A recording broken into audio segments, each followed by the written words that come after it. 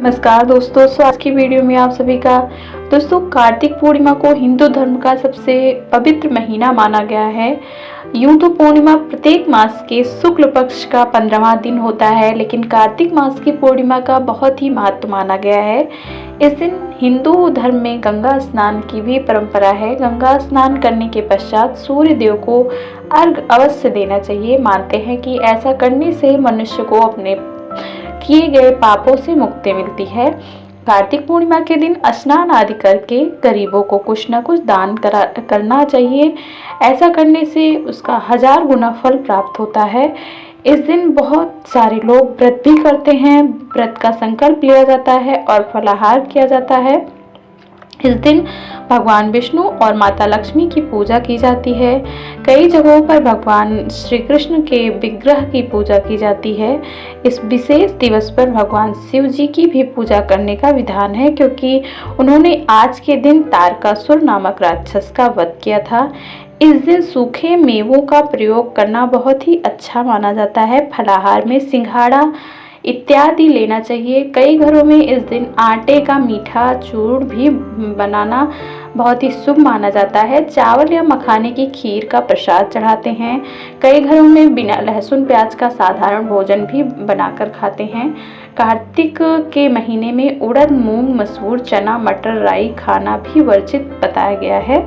कार्तिक मास के पवित्र महीने में मांसाहार का सेवन बिल्कुल भी नहीं करना चाहिए। कहा जाता है कि कार्तिक माह में भगवान विष्णु पानी में रहते हैं, तो आप मछली का सेवन ना करें।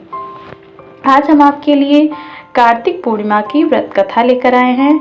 अगर वीडियो अच्छा लगे तो आप ज़रूर वीडियो को लाइक करें और हमारे चैनल को सब्सक्राइब करें। तो आइए कथा शुरू करते हैं। एक पौराणिक कथा के अनुसार तारकासुर नामक एक राक्षस था। उनके 3 पुत्र थे, तारकक्ष, कमलाकक्ष और विद्युन्माली। तारकासुर बहुत ही बलवान था। उसने धरती व स्वर्ग पर अपना आतंक मचा रखा था, जिससे परेशान होकर देवताओं ने भगवान शिव से उसका अंत करने के लिए प्रार्थना की। उनकी प्रार्थना सुनकर भगवान शिव ने तारकासुर का वध किया। इससे देवता बहुत ही प्रसन्न हुए और उनके 3 पुत्रों को यह सुनकर बहुत ही दुख हुआ और उन्होंने इसका बदला लेने के लिए ब्रह्मा जी की घोर तपस्या की।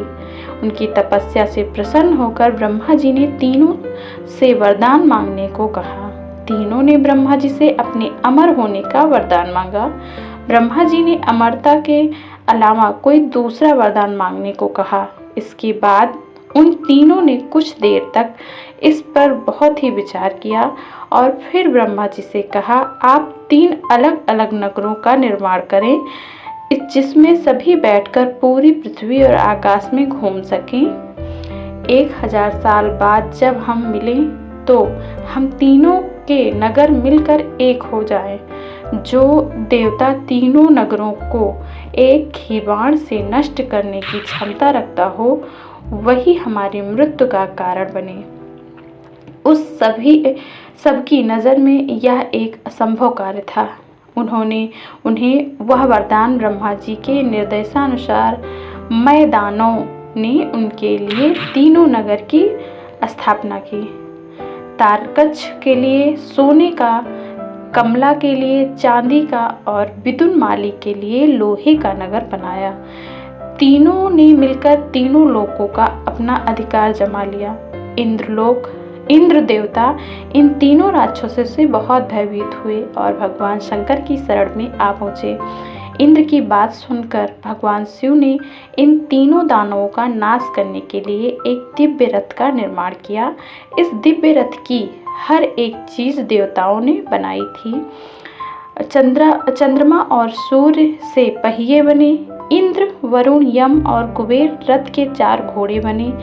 हिमालय धनुष बने और शेषनाग प्रत्यंचा बने। भगवान शिव खुद बाण बने और बाण की नोक अग्निदेव स्वयं बने। इस दिव्य रथ पर भगवान शिव स्वयं सवार हुए। देवताओं से बने इस रथ और तीनों भाइयों के बीच भयंकर युद्ध हुआ। युद्ध करते समय प्रभु लीला से एक ऐसा समय आया जब तीनों रथ एक ही सीध में आ गए। जैसे ही ये तीनों रथ एक सीध में आए, उसी समय भगवान शिव ने अपना बाण छोड़ दिया, तीनों का नाश कर दिया। इसी वध के बाद भगवान शिव को त्रिपुरारी कहा जाने लगा। दोस्तों तभी से तब जो है यही तिथि थी कार्तिक पूर्णिमा की। तभी से इस दिन पर शिव जी की भी पूजा होने लगी और साथ में विष्णु ब्रह्मा सभी की पूजा होने लगी और तभी से यह तिथि पूजनीय हो गई है। दोस्तों उम्मीद करती हूँ मेरा वीडियो पसंद आया होगा। अगर वीडियो पसंद आया हो तो प्लीज़ मेरे चैनल को सब्सक्राइब करें और वीडियो को लाइक करना ना भूलें। धन्यवाद।